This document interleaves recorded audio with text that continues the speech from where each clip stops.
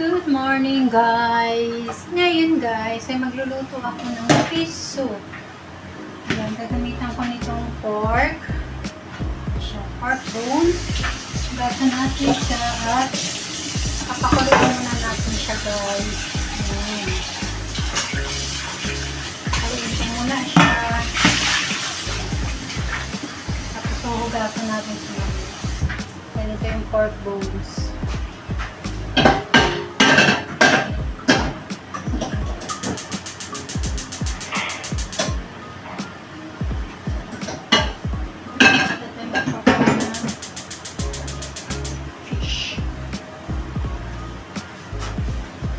Ito yung vegetable natin gagamitin guys. Kamatis, carrots, and patatas. Meron din tayong ginger. Yung ginger pang fry natin sa fish.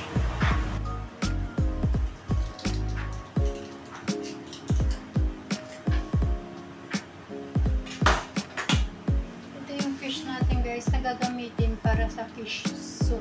Okay, ito yan siya. Yan. Ngayon, ipapry natin siya sa ginger.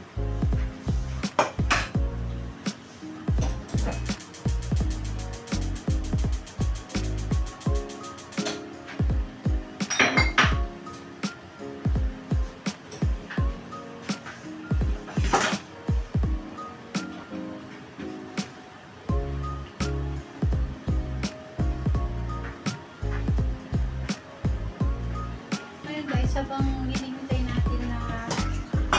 kawali at mag-boil yung karne natin. Ito sisimulan na natin siyang balatan at i-slice. Hugasan ko na siya. Kulang na lang siya. Babalatan ko na lang siya.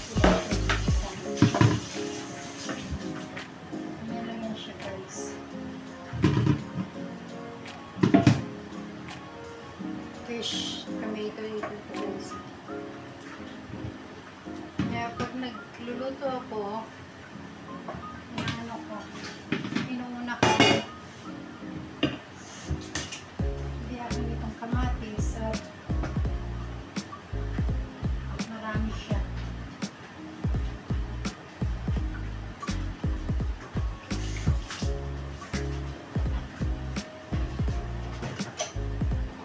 And mainit na ang ating kawali.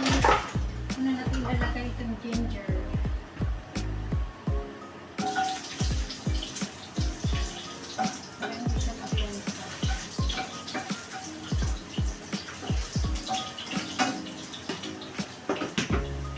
Dry natin itong fish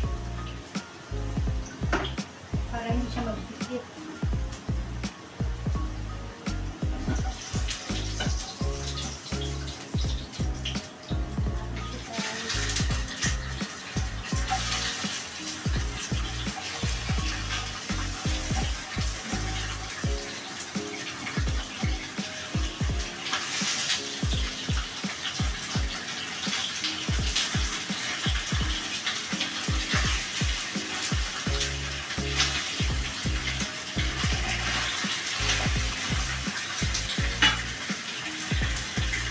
Yung fish guys, hindi siya parang nisipreso. Parang ano lang siya, light lang.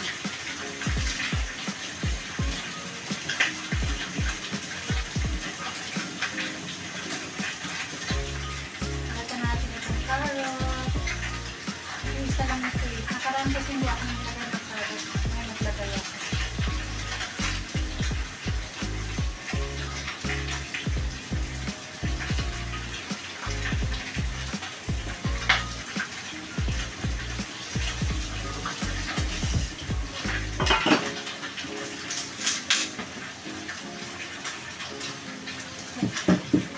Kasi mamaya guys, ang mga yan, dudurugin din natin.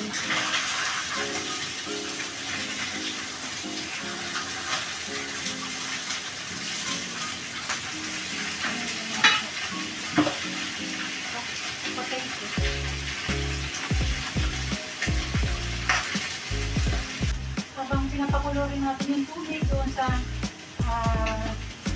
sapat na malaki namin guys. Ito ang piniluluto ko ngayon lahat.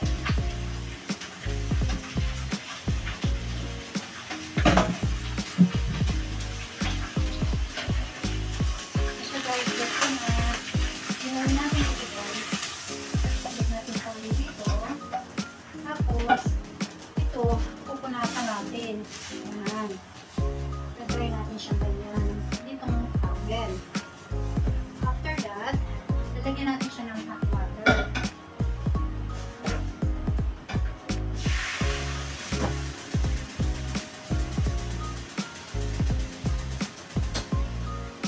Ilagay natin yung hot water ngayon dyan, guys. Ito naman, itadry natin yung oil.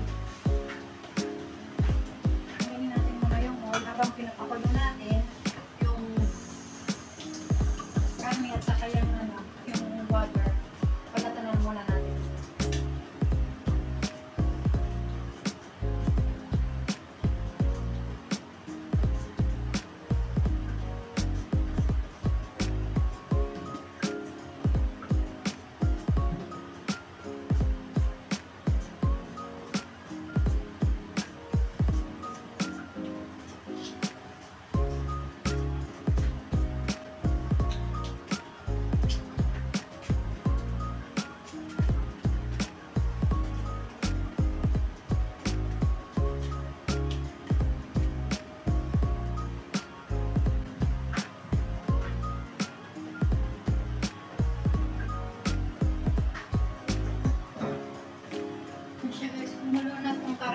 Hugasan natin siya, ilalagay natin doon sa rakpan kasama ng gulay. Tapos papakuluin natin siya.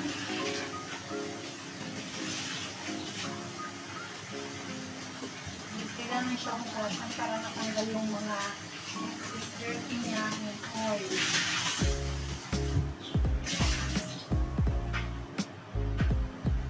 Ito yung rakpan natin.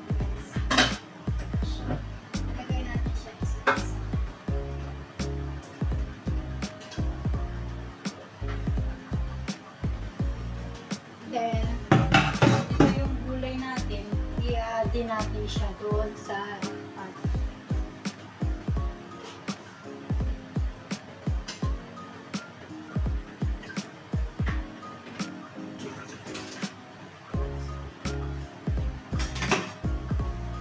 Yung mainit na tubig ko guys, sa isang puno na, itong mga fish, ilalagay ko dito sa net.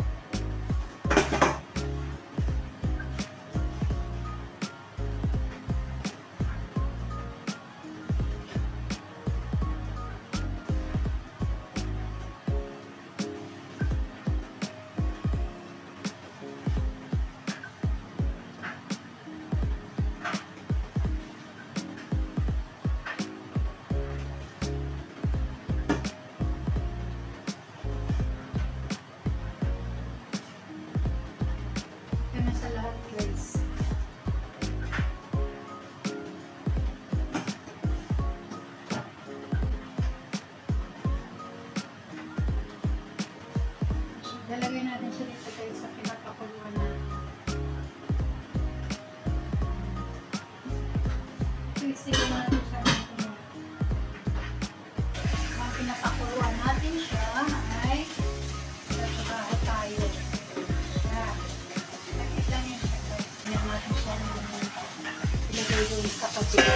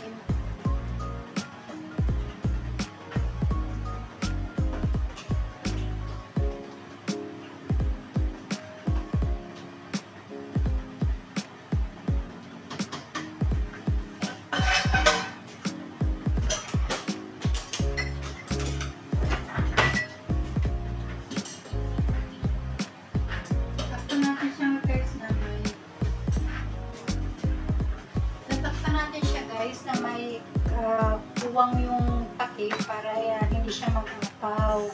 Ngayon guys, after 2 hours, bago natin siya papalamigin para transfer na natin sa lagayan.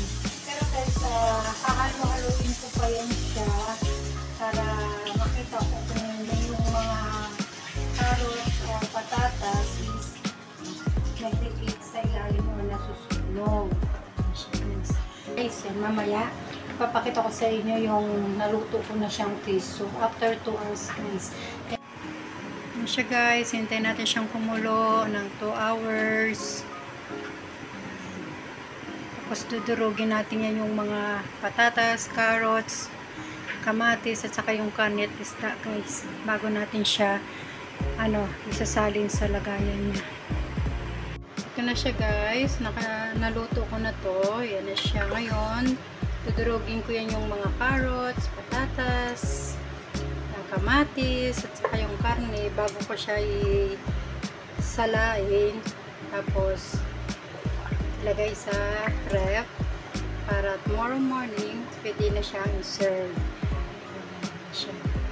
Dudurugin yan siya guys. Ito na yung ating done cooking fish soup. Guys, ito yung aking done cooked fish soup. Yan, sa ibabaw niya may little bit oil. Yan. Kasi sa yan siya guys, sa tomato. Pero yan siya, nasa ilalim na yung kanyang tomato at saka yung ibang sangkap niya. Kaya pag iinitin ko siya, sinishake ko muna siya.